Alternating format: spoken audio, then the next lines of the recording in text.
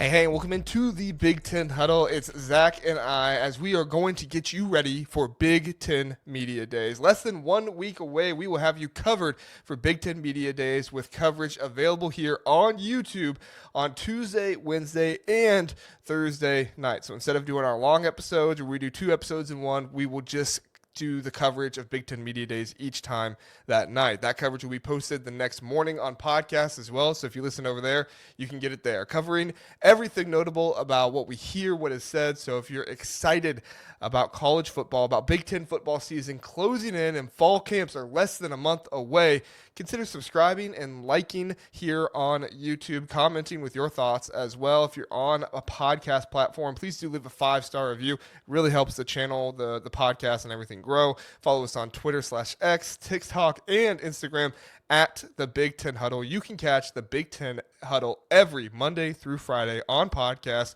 or live on YouTube at 9 p.m. on Sunday, Tuesday, and Thursday nights. Become a member, subscribe to our basketball channel as well here on YouTube, and buy something from the Big Ten Huddle merch store. It's below using the links there. And now here's the guy that somehow made UCLA fans mad because he drafted Nico Iamaleava. Zach, you just can't stop making fans mad. Congratulations. Listen, I can't help that people can't understand what we were trying to do. I feel like I put it pretty clear in the You did. thing. And then people are like, why would you put Nico there? And I'm like, well, because I don't know any sure things at UCLA. And then people were ripping me. I did have one guy point out the tight end. The tight end would have been a good one to pick. Yeah.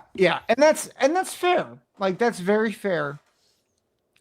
But like, someone was coming after me because he was like, you need to do your homework on UCLA. And I'm like, I did my homework. And the guy was a troll. There's another UCLA fan that I just actually need to. I apologize to him on X, and I apologize here.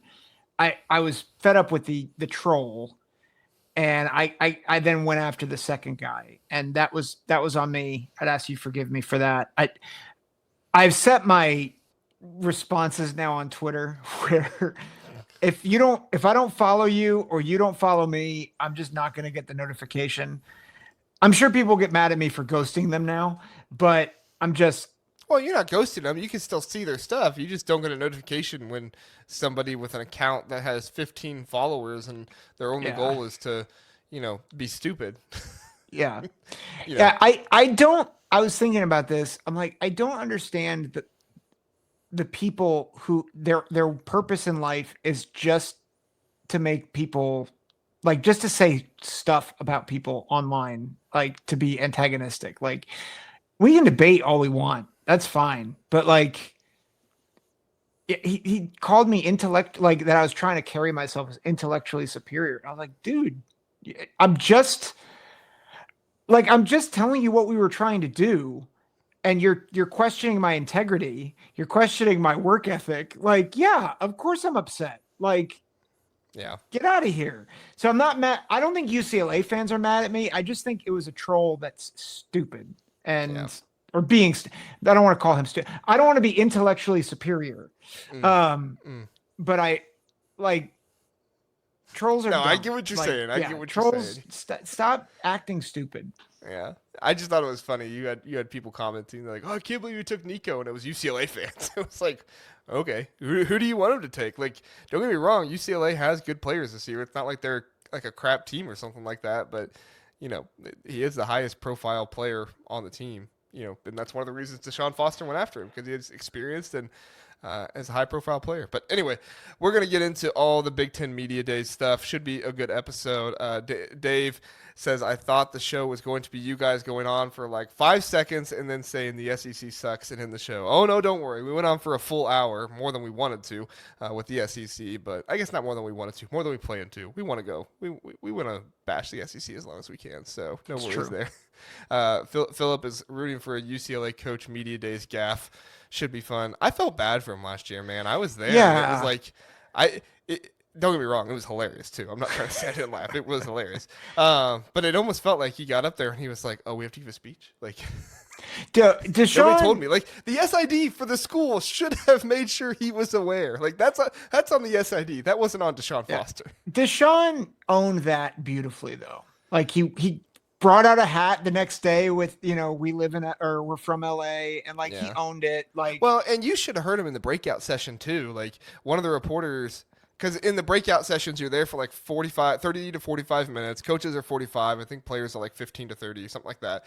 And so you have just kind of reporters come up the entire time. The only guys that don't are like Ryan Day, Sharon Moore, probably James Franklin this year, Lincoln Riley, where people kind of camp out there. Everybody else, you kind of get reporters who come up for 5 minutes, ask a couple questions, and then head out. And that's kind of what Deshaun Foster got. But I went over there and just sat and listened to Deshaun Foster because the dude was super cool, and he was owning it. And he was like laughing at himself. He was like, yeah, guys, I had no idea I was supposed to give a speech.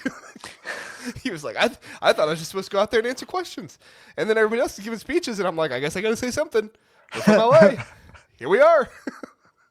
So he was cool. Good on him. Really cool. Yeah, good on he him. Was really cool. Philip says we need a live basketball show. Yeah, we do need to do that again at some point. So, yeah, a lot of comments here in the chat. Thanks everybody for being here. Fight on. Natty says welcome, or what's good, gentlemen? What's good? Thanks for being here. Max is late, but he's joining. Thanks for being here, Max. The Penn State guy says you should invite guys on that have an SEC podcast and debate them. That would be entertaining and bring both sides more followers. Collaboration. That's an interesting idea. I haven't thought about doing something. I think that's a great idea, actually. Yeah. Well, and we'd have to be more civil in our debate. Maybe. I don't know. I'll try to be this. I can be the more civil one. Yeah, you can be the mature one, Zach. I'm not gonna be mature. I'm older, so. Yeah. All right.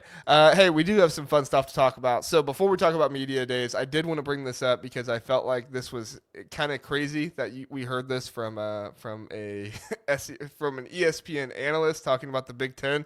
Dan Orlovsky came out and he was on a show with Paul Feinbaum. I thought Paul Feinbaum was going to explode when Dan Orlovsky said this, but he was asked point blank, and you could tell they were joking and laughing. So they thought he was going to say something about like, oh yeah, the SEC. They asked him point blank, will the SEC have more playoff teams in the Big Ten this season? He said, there's 5 teams from the Big Ten that I feel very confidently in making it. Penn State, Ohio State, Oregon, Illinois, and then the 5th team is probably going to be Indiana or Michigan.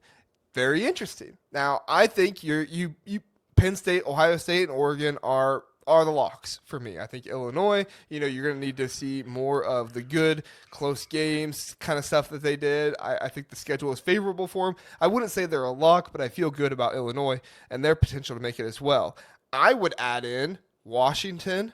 Mm-hmm. As much as we give a hard time to Iowa, Iowa does have a chance to get there. They have home games against Oregon and Penn State. Like, you steal one of those games at home and you win the games you're supposed to win, you beat Iowa State, Iowa has a chance there. You steal one of those games and you're 10-2, Iowa has a chance to make the playoffs. I don't think it's super likely.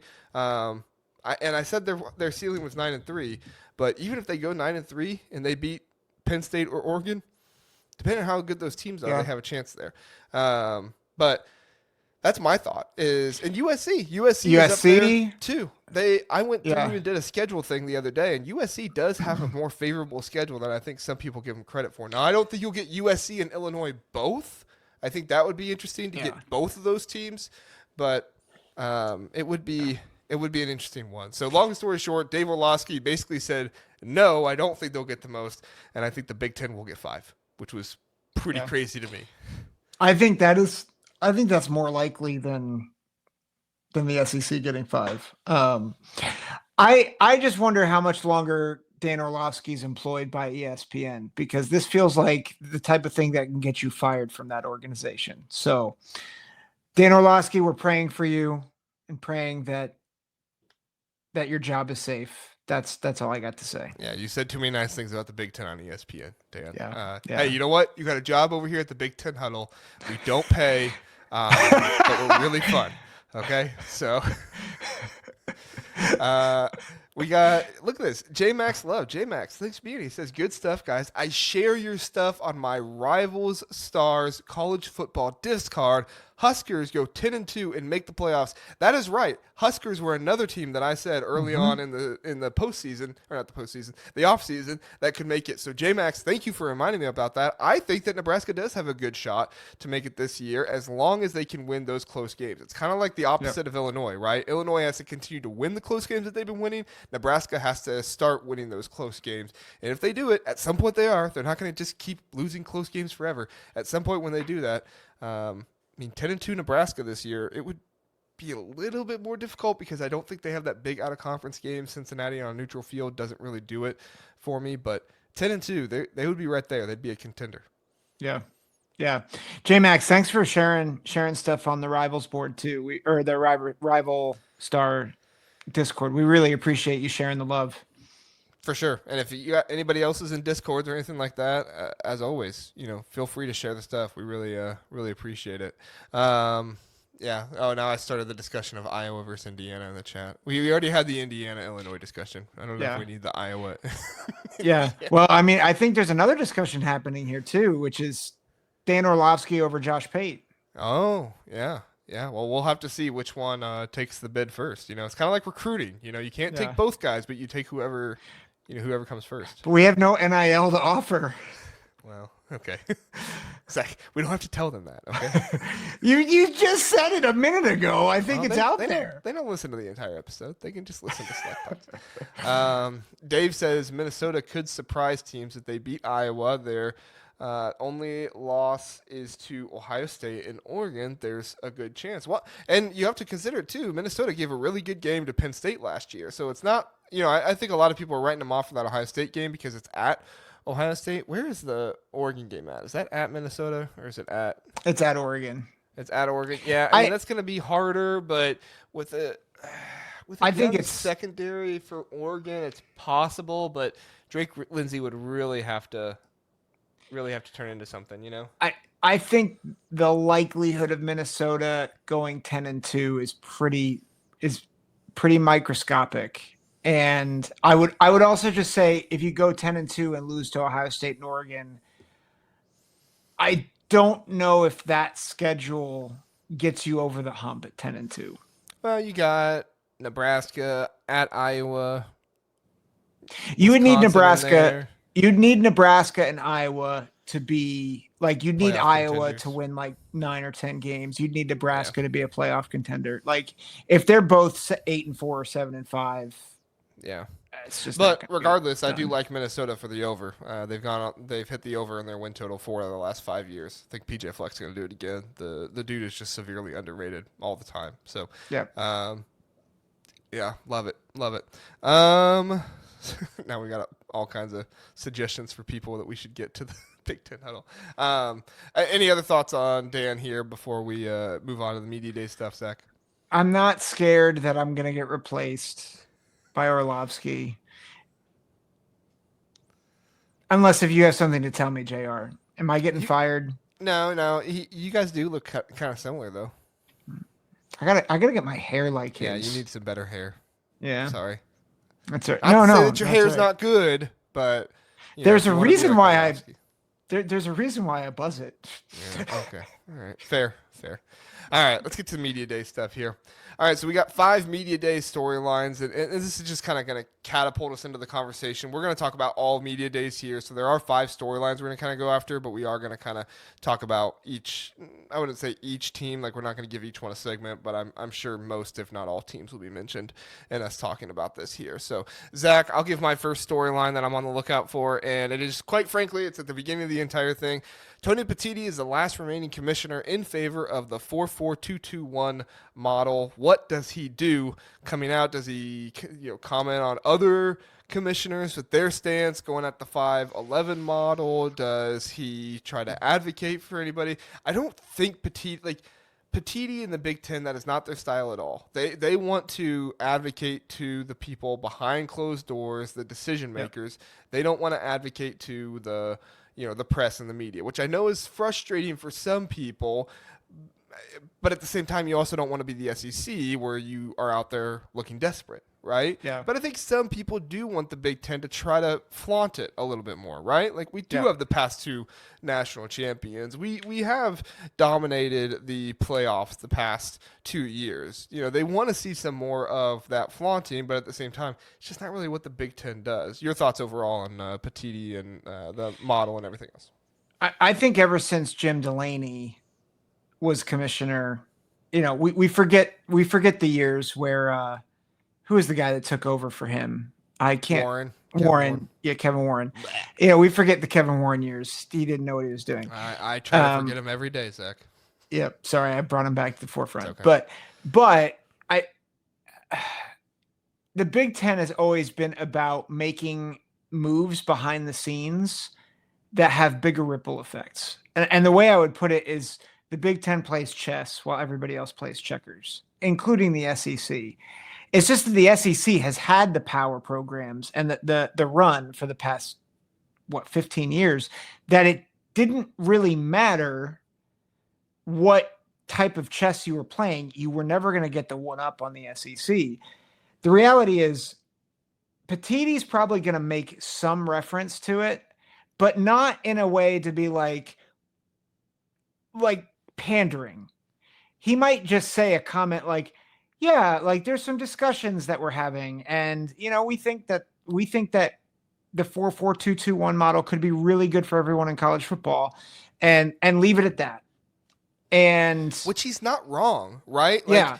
It is better for the ACC to be in the 4-4-2-2-1. It is better for the Big 12 to be in the 4-4-2-2-1. It's not better for the SEC because they're out here trying to get as much SEC bias as possible. So, I understand why the SEC is fighting for the 5-11, especially when nobody is, cares that you're doing an 8-game conference schedule. I don't mean to. I'll just make this point really quick. I interrupt you all the time. You interrupt me. The SEC got 3 teams in last year. They would have been guaranteed a 4th team in, and that's what Tony Petitti's fighting for. So he's actually fighting for the benefit of the SEC, because not every year you're going to get 4 teams. Right. And actually, if anything, it does. There is a detriment to the ACC and the Big 12 that they're limited to 2. Although I think everybody knows that most years, as the playoff expands, you're still not going to get many teams from those 2 conferences. So it acknowledges that fact, but also it's acknowledging that the Big Ten and the SEC are the better conferences. But Tony Petitti was hired because he was a former TV executive. He knows how to play the game. And the playoff contracts and all that's being written by TV executives, not by football people. Mm-hmm. And so he is going to operate like a TV executive, which means you're not going to talk about this at a media day. You're going to talk about this where pen goes to paper, which is why he is the best commissioner for this era of college football. What was Greg Sankey before he was the SEC commissioner? That's a good question. I'll research that. I know. So he went to New York, and then he went to Syracuse. So he started being commissioner in 2015. Yeah, if you can find that, let me know, because I am curious what he was there. But yeah, no, I mean you make a great point. Like this is the world that Tony Petitti has come from. It's one of the reasons why the Big Ten wanted to go with the Tony Petitti type, because they saw the issues with Kevin Warren and what he was doing behind the scenes with the contracts and everything else. Like this is what the Big Ten wanted, and overall it fits the culture of the Big Ten better as well. The SEC is out there. They're trying to say anything and everything they possibly can. The Big Ten has always moved quietly. The Big Ten has always, exuded confidence as much as they possibly can, even when they shouldn't have exuded confidence, even when the conference was not necessarily doing its best. But that's just the way the Big Ten operates. So the Big Ten media days are not as entertaining, I guess you could say, as the SEC ones, but I don't think they necessarily have to be, right? No. Like, you don't necessarily want guys going out there saying ridiculous stuff.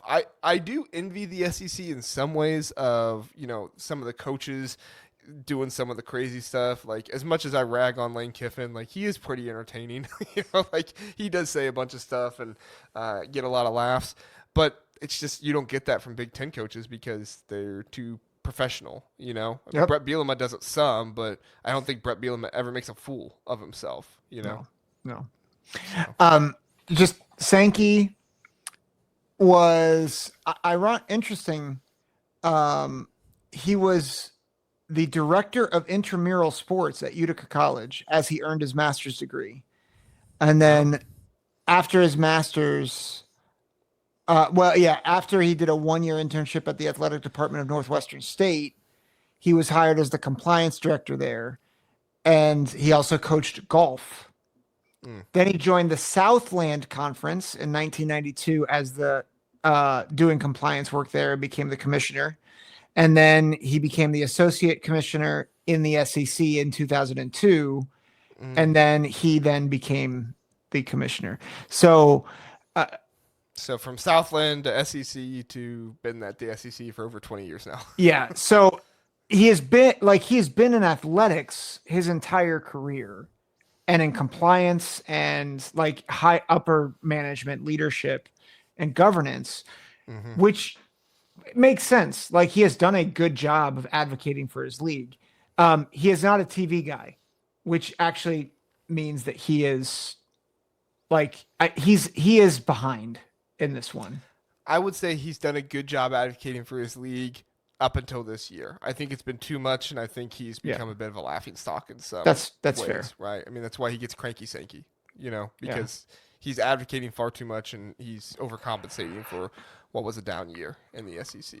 Yeah. The past 2 years really were down years. Yeah. So Terry asks us, do we like the return of the Bison? You heard that the Bison returned at Indiana? I did. Zach? I started another comment about the Bison. Max Ellis. Max Ellis. Big Ten Huddle avoiding the actual hot topic today. Indiana bringing back the Bison mascot announced earlier today. Listen, I am a mascot guy, and I am all for it. I think I'm just confused as to why it's a Bison. Well, I mean, it was a Bison first years ago. I don't know why they chose a Bison years ago, but that's what it was before. And then the suit got too hot, and people were getting overheated, so they had to stop doing it. But now they have ventilation, so we're good. We're ready to go. Nice. The Bucknell, where I do ministry, they are also the Bison. So I'm all for it. I love mascots as long as it's not corny. There it is. Bison's on the state seal. That is okay. Then I'm even more for it now. I'm a huge mascot guy. As long as it's not lame. If it's like a really bad looking Bison, then I'm like, get it out of there. But honestly, actually the best thing is if they got an actual Bison to run out. Like they've got Bevo and the live animal stuff. Yeah. That'd be pretty cool. Yeah. They frown on that nowadays, which is unfortunate. Yeah. We need more live animals in college football. Okay. Yeah. All right, Zach, your first storyline is that James Franklin and how he's handling his expectations. Yes. And I feel like that's been a big talking point. James Franklin folds under pressure. James Franklin folds under pressure. And the reality is they are the favorite going into the Big Ten. A lot of people doubt that they're the favorite, doubt whether they should be the favorites, but they are. And with good reason. They return the most talent. They have the most experienced quarterback who I think does have the biggest upside, regardless of what you think about him. And the big question is, how do they handle that pressure? Just like, how did Michigan handle the pressure? How is Ohio State going to handle the pressure? And so I want to see just how James Franklin interacts with the press and with the media. Like, how does he look? What does he say? I want to get any tells of how he's been handling all this pressure all off season, because this is the first year, I think, in his tenure where he has, his team has been the team. Like, a lot of people talk about Ohio State, but they're talking about the potential of Ohio State. A lot of people are talking about Oregon, but they're talking about the potential of Oregon. People are talking about Penn State because they are the sure thing in the Big Ten. So they're not one of three. They're not one like a team that's below Ohio State. they are expected to compete to win the Big Ten, to win the Big Ten and be a national championship favorite. How is James Franklin actually preparing for that? That's my question. Yeah, from last year being at media days and seeing Franklin, like Franklin was actually one of my favorite listens. He was another one that I just kind of plopped down and listened to the entire time he was there because number one, he was very truthful in everything he said. I'm interested to see or hear if he is as truthful this year as he was in previous years because that's always what he's kind of tried to do. He's kind of got a bad reputation. Like what was it last year? I think he was asked a question and then he like left the stage, but that wasn't at media days. That was at something else. So there are some people that have a bad, thought process of him as a press conference and stuff. But overall, I think he does fantastic. I think as long as he continues to be truthful and just very thoughtful with his words and stuff like that, I think you're gonna see him dealing with it very well. But if he's like shorter with his answers this year and doesn't really expand and doesn't get truthful with stuff, or maybe not truthful, but doesn't, like I said, doesn't expand on stuff,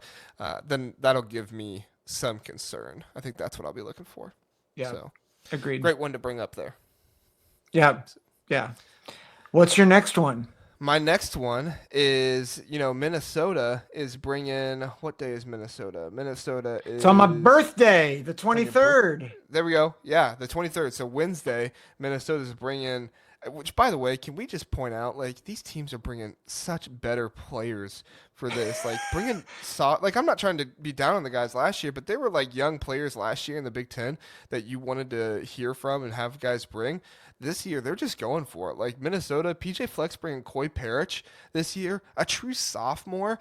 I want to hear what Coy Parrish has to say just in general, but most of all, I want to hear what he has to say about the offense, right? Is he going to be featured on offense? What's that going to look like? How much is that going to look like? Because I don't think he gets enough credit for the opportunity that he has to be a Travis Hunter type of player with playing both sides of the ball. Now, I think it's going to be really interesting if he's also going to be returning kicks and punts and stuff like that, or I think it was punts last year. I don't remember if he returned kicks or not. Sorry, Minnesota fans, if you're in the chat, let me know. But I'm interested just overall to hear what he has to say about the offense, about being more involved, and just one more sophomore that's going to be there. I mean, you got Jeremiah Smith coming as well. It's awesome to me that they're bringing these younger players. Maybe they're not leaders, but we do want to hear from these guys, and I think it's going to be impactful.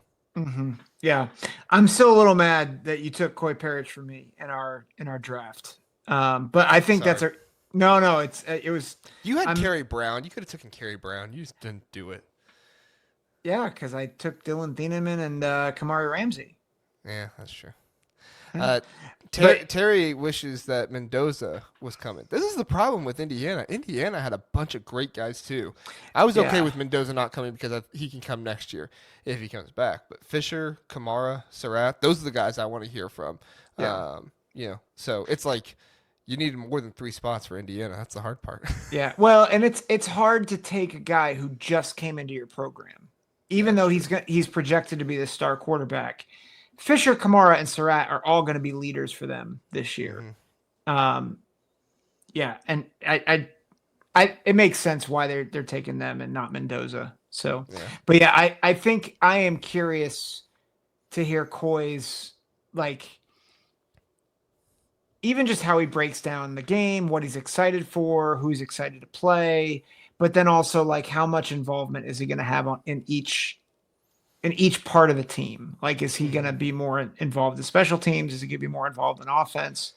I think that's really great. Totally. All right. Next one. You got Matt Rule. Yeah. I mean, I think it's the same thing every year with Nebraska since Matt Rule took over is what did they do in the offseason to make progress? And particularly what I want to know from him is, did they become more explosive and consistent on offense? How did Raiola, and this is a byproduct of this, does Raiola show up a bit trimmer, looking like he's put in the work? Does he look like does he look locked in? Like, I think that both of those are, I think, in lockstep, right? Like you want to see the quarterback locked in, and I think you want to hear Matt Rule being confident in his offense. That's I think the big question mark I have is what is the psyche and look of the Nebraska coach and quarterback? Well, you're going to hear from Dylan Raiola too. This is another sophomore that's coming Yep. that you wouldn't get in years past, right? So Matt Rule obviously feels pretty confident in Dylan Raiola to be bringing him to Sean Singleton, safety there as well, bringing him the offensive lineman Henry Letowski. Is that how you pronounce it? Mm-hmm. So I like the picks here for Nebraska, who they're bringing, and most of all, I like that we're going to hear from Dylan Raiola. We're going to hear about Dana Holgerson and stuff like that. That's another interview that I think might not be the biggest interview in the world, but I think you're gonna have a number of people there asking him questions. And you'll be able to hear everything that goes on, and you'll be able to listen to that kind of stuff on YouTube and everything. People recording it. So overall, yeah, Nebraska, interesting spot. Matt Rule, and Matt Rule's another one that I love to listen to, right? Because Mm-hmm. he's another one that just expands and kind of talks about anything and everything. And we've talked about him. Like he does try to like say too much sometimes, but he hasn't really said anything lately. So I think he's maybe getting away from that. But we'll Mm-hmm. see. Most of all, I like hearing Matt Rule's perspective, and I think that he's offers some good insight. And so I like when Matt Rule gets to talking. All right. Yeah. Yeah.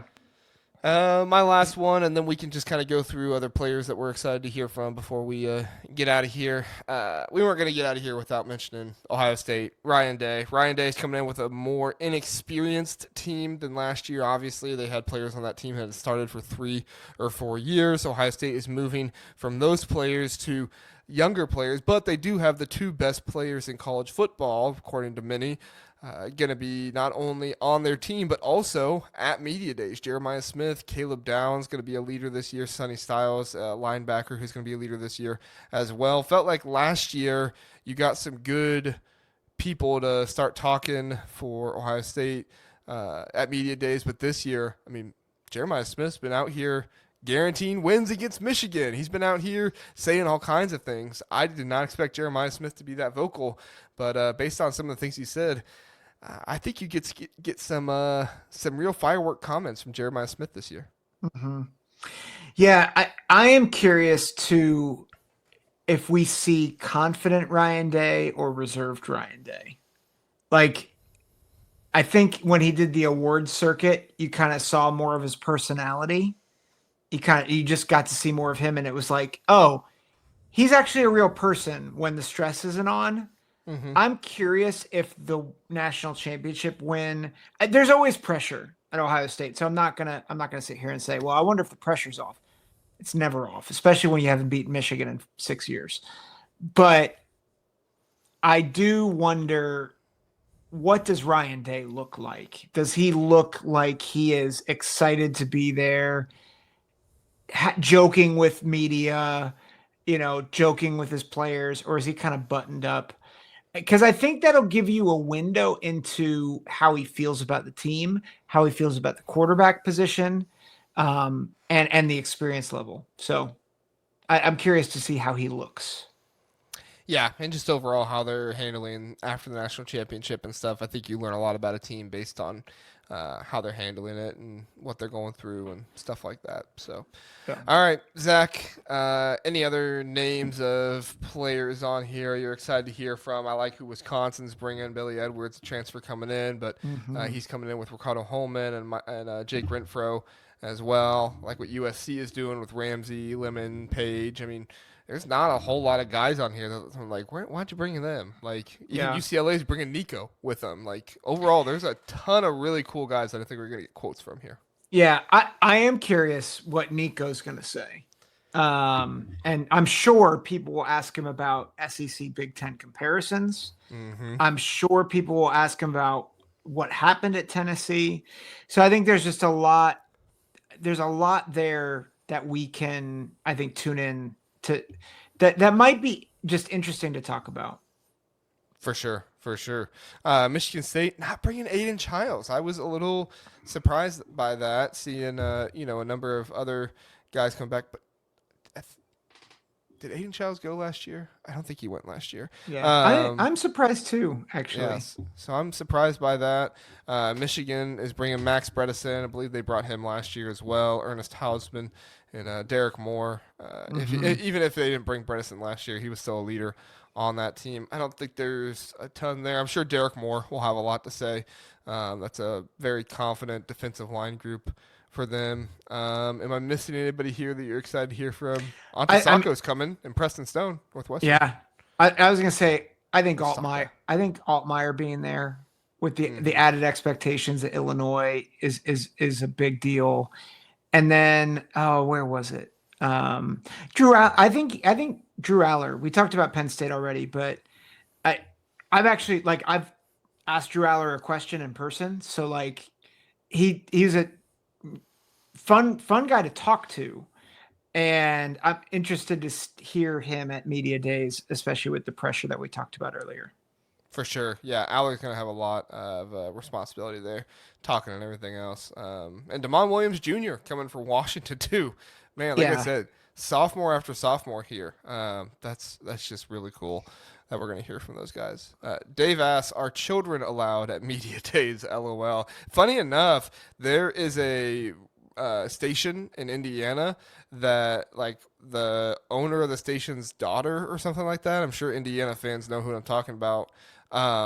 Last year she was at media days. She's like the daughter of, and she's not like super young, but she's younger. I think she's like 12, 13 years old or something like that. And she was there like interviewing coaches. So that was kind of cool. But no, there's not really any children. I expected to maybe see some like children of the coaches or something like that. But no, there's no children or anything.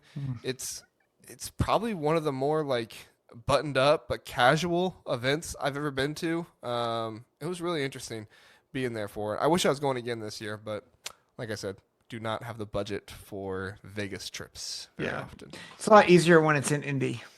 Yeah. And if it was in Indy, I'd go again. But yeah, so.